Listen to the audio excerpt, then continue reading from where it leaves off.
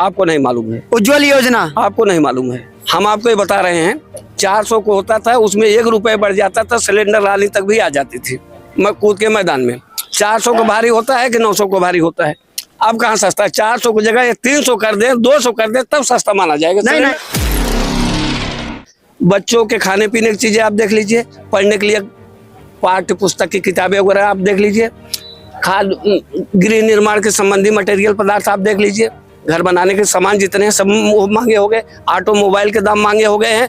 इस सरकार ने जनता का खून निचोड़ने के सिवा कुछ किया नहीं है।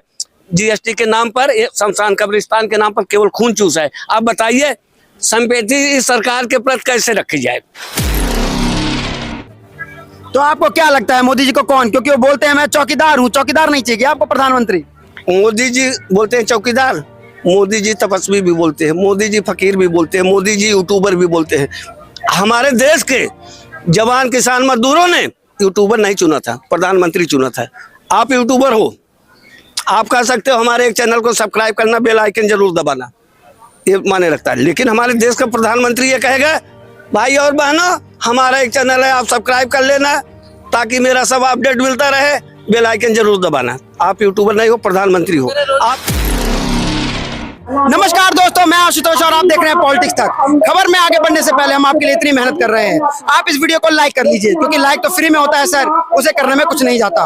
और इस चैनल को सब्सक्राइब करके रख लीजिए राजनीतिक खबरों के लिए। क्या नाम है आपका? मेरा नाम फूलचंद यादव, प्रतापगढ़ से मैं आता हूँ। अच्छा, 5 राज्यों में विधानसभा चुनाव होने हैं, क्या लगता है क्या क्या मुद्दे रहने वाले हैं? देखिए, मुद्दे तमाम है। अब एनडीए के पास यानी मोदी जी के पास कोई ऐसा मुद्दा नहीं है। जितने मुद्दे थे मोदी जी ने सबको कैश करा लिया।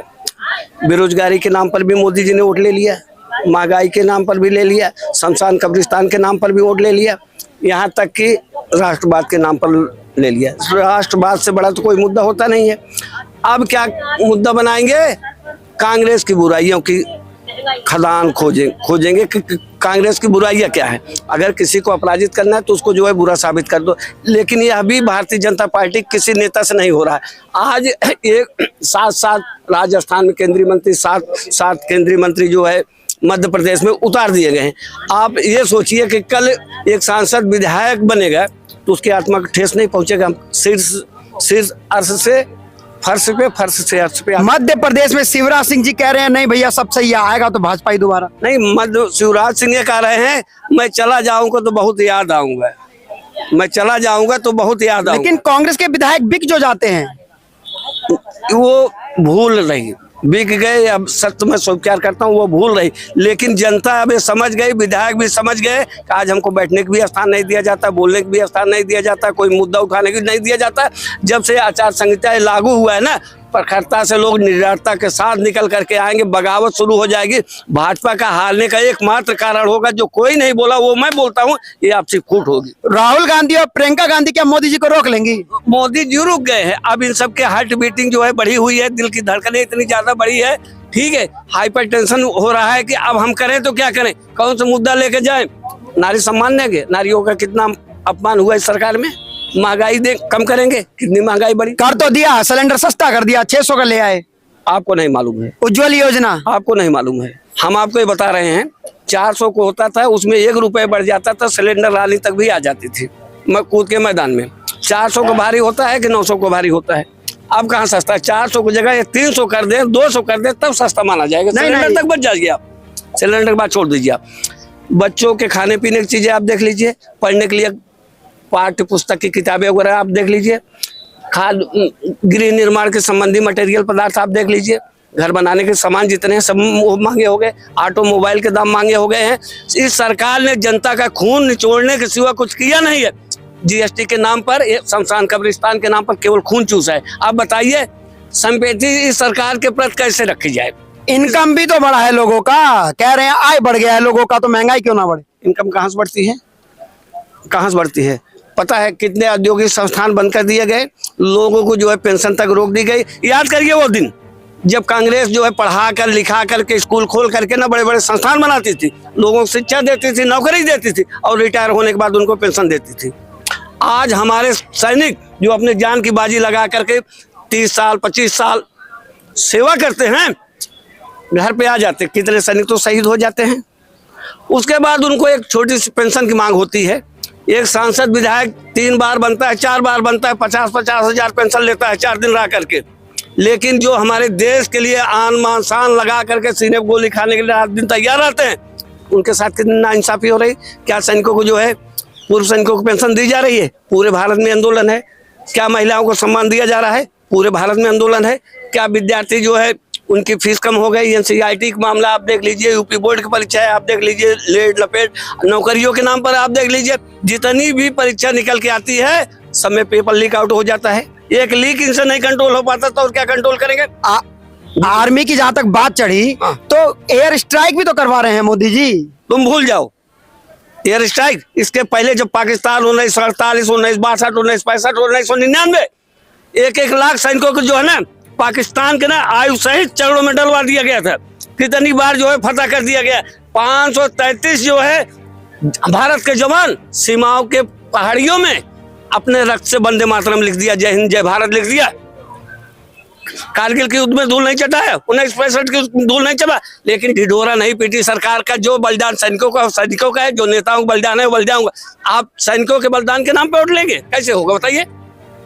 तो आपको क्या लगता है मोदी जी को कौन, क्योंकि वो बोलते हैं मैं चौकीदार हूँ, चौकीदार नहीं चाहिए आपको प्रधानमंत्री? मोदी जी बोलते हैं चौकीदार, मोदी जी तपस्वी भी बोलते हैं, मोदी जी फकीर भी बोलते हैं, मोदी जी यूट्यूबर भी बोलते हैं। हमारे देश के जवान किसान मजदूरों ने यूट्यूबर नहीं चुना था, प्रधानमंत्री चुना था। आप यूट्यूबर हो, आप कह सकते हो हमारे एक चैनल को सब्सक्राइब करना, बेल आइकन जरूर दबाना, ये माने रखता है। लेकिन हमारे देश का प्रधानमंत्री ये कहेगा भाई और बहनों हमारा एक चैनल है, आप सब्सक्राइब कर लेना ताकि मेरा सब अपडेट मिलता रहे, बेल आइकन जरूर दबाना। आप यूट्यूबर नहीं हो, प्रधानमंत्री हो। आप क्या दे रहे हैं? रोजगार दे रहे हैं यूट्यूब पे, कह रहे हैं यूट्यूब रोजगार हो गया, कमा रहे हैं बढ़िया। सवाल यहाँ यह है कि आपने, मोदी जी ने कहा बेल आइकन जरूर दबाना, घंटी जरूर दबाना, ठीक है। मोदी जी जब भारत के नारियां, महिला, पहलवान, किसान, जवान पीड़ित हुए तो आपके घर की घंटी दबाने गए, आपने सुना? आप ही थे ना बोलने वाले, न खाऊंगा न खाने दूंगा। लेकिन आज आप ये हो गए न बोलने दूंगा न बोलने दूंगा। आज स्थिति ये हो गई है, उठो लाल एक पार्टी तोड़ो, खाते में एक राज को जोड़ो। गोवा तोड़ी, ये नहीं तोड़ी, बनी बनाई एमपी तोड़ी, राजस्थान में कसर न छोड़ी, अभी राजस्थान में कसर न छोड़ी और कहीं भी कुछ न तोड़ी, भेज भेज के ईडी तोड़ो, पीछे से सीबीआई लगा के छोड़ो, उठो लाल एक पार्टी तोड़ो। अगर ये राजस्थान में आपने बोला कसर नहीं छोड़ी, कहाँ छोड़े थे? तो राजस्थान में तो कांग्रेस की सरकार है, कसर तोड़ने की कसर नहीं छोड़ी थी। मैंने यही शब्द कहा था, मेरे शब्द को करिए। आप भ्रष्टाचार मिटाने की बात करते हो, 70 करोड़ के जो है वो भ्रष्टाचारी लोग अपनी पार्टी में शामिल कर लेते हैं। तो हम मोदी जी आपको हृदय से, दिल से, खुशी से खुला देने के तैयार हैं। आप बताइए कि आप सफल प्रधानमंत्री किस मुद्दे पर रहे? तो राहुल गांधी बनेंगे प्रधानमंत्री। देश के 142 करोड़ 86 लाख आबादी है, ठीक है। अनपढ़ भी आदमी भारत के संविधान में प्रधानमंत्री बन सकता है, राष्ट्रपति बन सकता है। इसके लिए शैक्षिक योग्यता की मांग नहीं होती। मोदी जी के पास बहुत बड़ी शैक्षिक योग्यता नहीं है, उससे ज्यादा योग्य IMT, BMT, polytechnic, MA, BEd करके न जाने कितने कितने डिग्री डिप्लोमाधारी पड़े हैं, ठीक है। जो ऐसे भी लोग इसी धरती पे हैं कि यहाँ से चंद्रयान तक पहुंचा दिए, दुनिया देखती रहे, वैज्ञानिकों खुश रहे। तो ऐसे ऐसे लोग, विभूतियां हैं महान, जो भारत को जो है कहां से कहां तक पहुंचा दिए। हर चीज में मोदी श्रेय नहीं है। मोदी जी कह रहे हैं कि चंद्रयान हमारी सरकार है तभी चंद्रयान 3 पहुंचा, नहीं तो नहीं पहुंचता। अब आप ये सोचिए, हमने मान लिया कि आपकी सरकार है, पहुंच गया। चंद्रयान की स्थापना 15 अगस्त 1969 में जो कांग्रेस के जो है लोगों ने किया, पंडित जवाहरलाल नेहरू और भारत के वैज्ञानिकों भाभा के सहयोग से हुआ था। पहला चंद्रयान सफलतापूर्वक पहुंचा। हमारे देश के राकेश शर्मा 3 अप्रैल 1984 के चांद पे जा चुके हैं, ठीक है।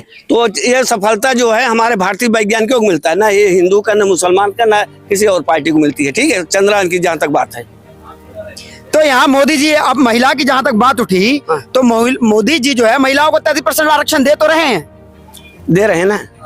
आरक्षण तब लागू होता है जब आपके ब्लॉक के, आपके जिले के, आपके तहसील की परिसीमन हो चुका हो और उनकी कैलकुलेशन हो गई हो, उनकी गणना हो गई हो कि हमारे इस जगह पर इतने लोग स्त्री हैं, इतने पुरुष हैं, इस जात के, इस धर्म के इतने लोग हैं, तब आप दे सकोगे।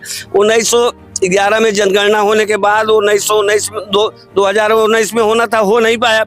अब जब आपके पास जनगणना है नहीं तो किस आधार पर दोगे, कहाँ पर कितने आदमी कैसे आरक्षण दे दे? इसलिए महिला बिल विधेयक बंधन जो है 2026 के लिए। तो मोदी जी लेकिन कमाएंगे किसके लिए? उनकी कोई फैमिली तो है नहीं, अकेले हैं।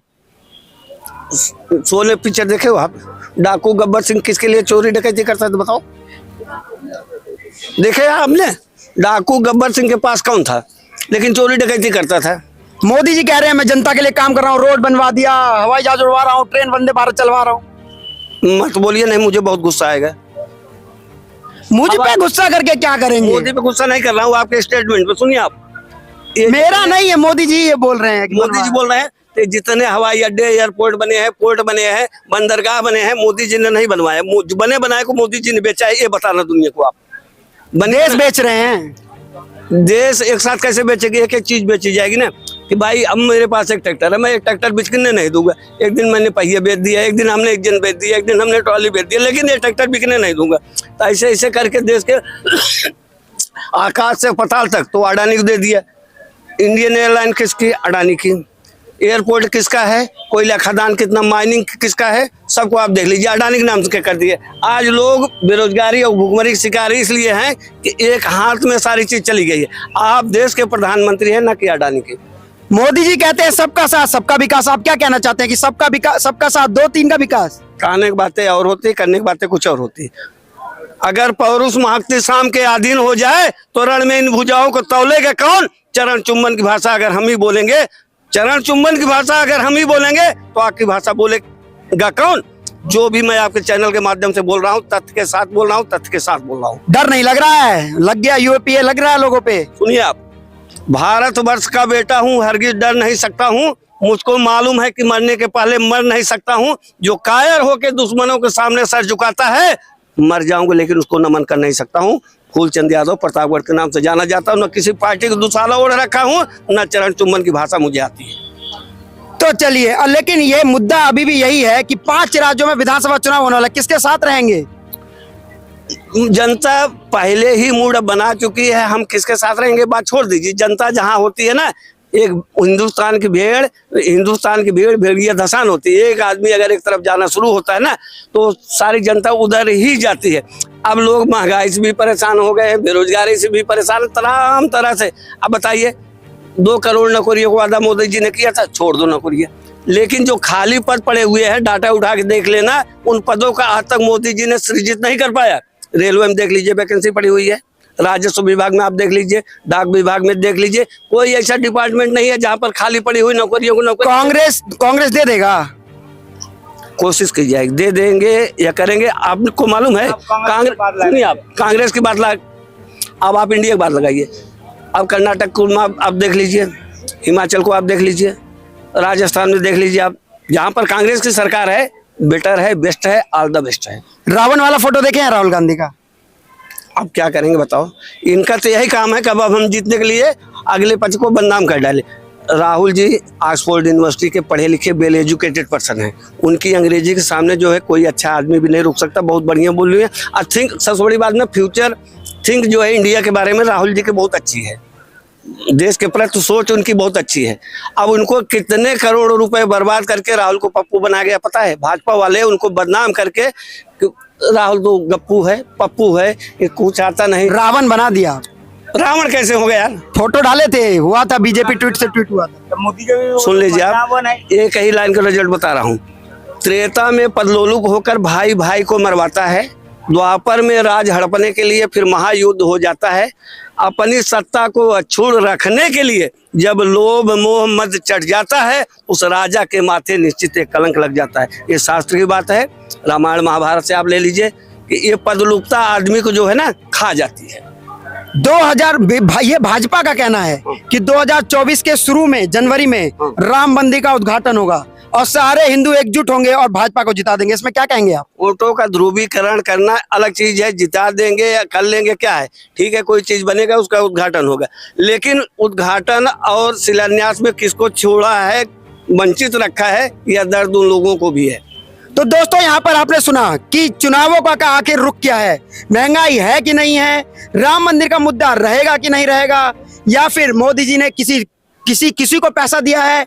सबका साथ सबका विकास सही है या सबका शिकायत एक दो का विकास सही है? आपको जो भी कुछ लगता है हमें कमेंट में जरूर बताएं और इस वीडियो को लाइक जरूर करें। मैं आशुतोष और आप देख रहे थे पॉलिटिक्स तक। जय हिंद, जय भारत।